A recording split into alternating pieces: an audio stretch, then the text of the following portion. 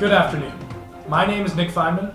And I'm Elana Widmann, and this is your WashU News Update. We begin with WashU at the top of the rankings, but with some controversy. Lumosity ranked WashU as the smartest college in the country based on the company's own training game. Lumosity is a cognitive training site run by Lumos Labs. Over 70,000 students from colleges and universities around the country were tested. There are multiple problems with Lumosity's methods of testing, however. To begin, Lumosity only samples people who want to play their game. This skews the data because it is not a standard random sample. Thank you, stats class. Secondly, there's no peer-reviewed research that proves that Lumosity games are valid measures of intelligence. Though questionable, I guess WashU will take what it can get for now. Moving to the South 40, Ursa's Cafe is closing. The late-night food destination for students will serve food for the last time on November 24th. The cafe has been losing money for years. After changes of layout and cuisine over the past few semesters, the school will transition the space into a permanent venue for student groups. Grab your last Ursa smoothie while you still can before Thanksgiving break. In other news, in a major victory for Snapchatters and Instagrammers everywhere, the Oxford English Dictionary has made selfie their word of the year.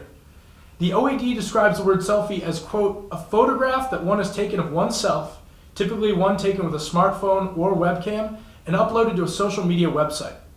The usage of the word around the globe is up 17,000% in the past year.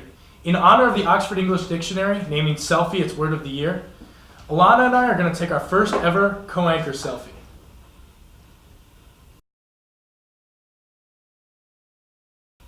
Finally, a local STL astronaut has concentrated on St. Louis from the International Space Station. Air Force Colonel Michael Hopkins posted a picture of St. Louis from 260 miles in space. Hopkins is a former captain of the University of Illinois football team and is a part of a crew flying on a Russian spaceship to aid the International Space Station. This has been your News of the Week. Now for a look at Bears sports this weekend, we turn to the WashU Sports Desk. I'm Adam Lowenstein, and welcome to the WashU Sports Desk. Here is what to watch for in Bears sports this weekend.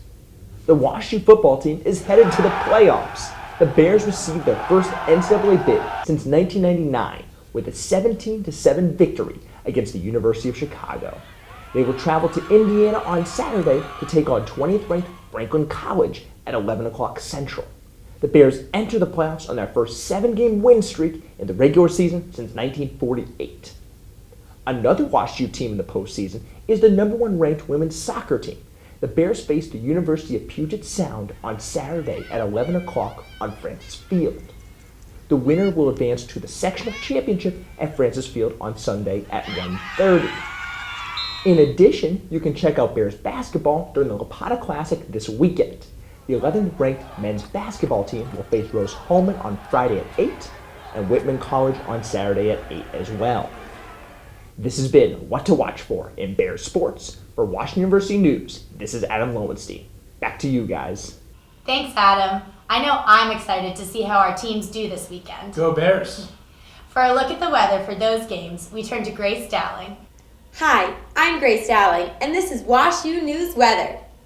This weekend is going to be very chilly, so make sure to bundle up.